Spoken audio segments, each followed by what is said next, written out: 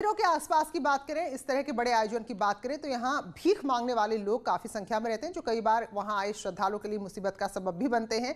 तो ऐसे में पुलिस ने एक ऐसा अभियान चलाया है जिससे भिखारियों को भी सुविधा होगी और लोगों को भी किसी तरह की दिक्कत नहीं होगी।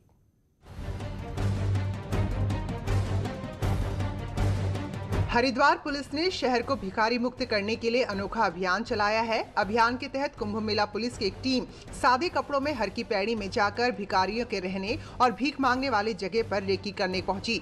हर की पैड़ी के आसपास भीख मांग रहे 103 भिखारियों को भिक्षु गृह भेजा गया।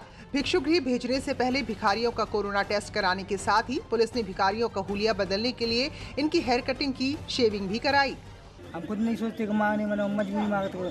पिताजी हमारे गुजर गए थे, वो कहा कि भाई बंद हमसे छोटे थे, इसलिए आए थे। हमें खुद नहीं मांगना, हमें अच्छा नहीं लगता था, हमें खुद बेइज्जती का लगता था।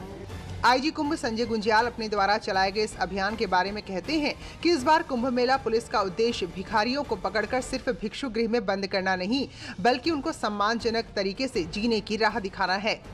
ऐसे बेगर्स जो कि काम करना चाहते हैं और रिमांड पीरियड पूरा होने के बाद अगर वो पुलिस के जो थाने चौकी बनते हैं वहाँ अस्थायी रूप से काम करना चाहते हैं तो उन्हें भी हम लोग जैसे रिमांड पीरियड पूरा हो जाएगा अपने वहाँ रखेंगे। पुलिस द्वारा चलाए गए अभियान से हरिद्वार में भीख मांगने वालों की संख्या में कमी आएगी। साथ ही अभियान से यहाँ आने वाले श्रद्धालुओं को भी भिखारियों से राहत मिलेगी।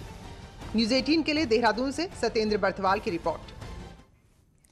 गढ़वाल से कुमाऊं को जोड़ने वाले कंडी मार्ग के सबसे अहम हिस्से जो कई सालों से विवादों में भी फंसते रहे, लालढंग और चिल्लर खाल, अब यहाँ वन मोटर मार्ग के निर्माण की उम्मीद फिर से जगी है।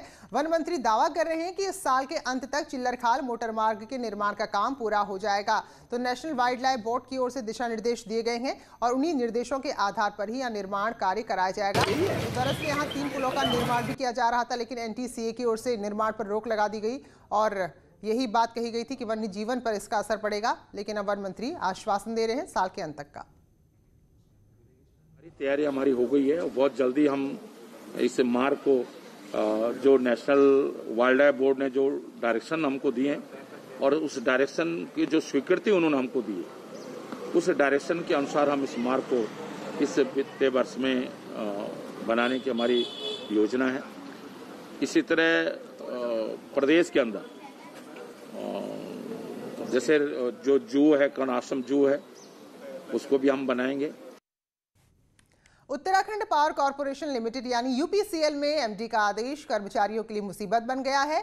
आदेश के अनुसार राजस्व वसूली में कमी आई या फिर लाइन लॉस कम नहीं हुआ तो फील्ड के अधिकारी को इसके लिए जिम्मेदार माना जाएगा। अब इस आदेश के बाद जो ऊर्जा निगम के कर्मचारी हैं वो चिंतित हैं और अब विरोध में भी उतर आए हैं। तो आपको बता दें कि पावर कॉर्पोरेशन का उपभोक्ताओं पर बिजली बिल का करीब 900 करोड़ बकाया है, तो अच्छी खासी रकम है। और इसमें से सबसे ज़्यादा जो बड़ी बात है वो ये है कि 200 करोड़ तो सिर्फ सरकारी एजेंसियों का बकाया है। तो अब जो अधिकारी हैं उन्हें वसूली करनी होगी और अगर नहीं कर पाते हैं तो उन्हीं को जिम्मेदार माना जाएगा। और ऊर्जा प्रदेश उत्तराखंड में चल रहे बिजली के संकट में मार्च महीने में कुछ हद तक दूर होने जा रही है, जिसके लिए साल 2021 में इसी साल के मार्च में UJVNL की 4 जल विद्युत परियोजनाओं से बिजली का उत्पादन शुरू हो जाएगा। तो इन परियोजनाओं की बात करें तो इनमें व्यासी परियोजना से 120 मेगावाट, कालीगंगा परियोजना से 204 मेगावाट, सुरिंगाड़ में 5 मेगावाट और मध्य महेश्वर में 15 मेगावाट बिजली का उत्पादन शुरू हो जाएगा। योजनाओं में हम इस वर्ष कालीगंगा 2 जो कि 4.5 मेगावाट की है, सुरिनगाड़ जो कि 5 मेगावाट की है और व्यासी जो कि 120 मेगावाट का है और मध्य महेश्वर जो कि 15 मेगावाट की परियोजना है। ये सारी परियोजना इस वर्ष हम पूर्ण करेंगे।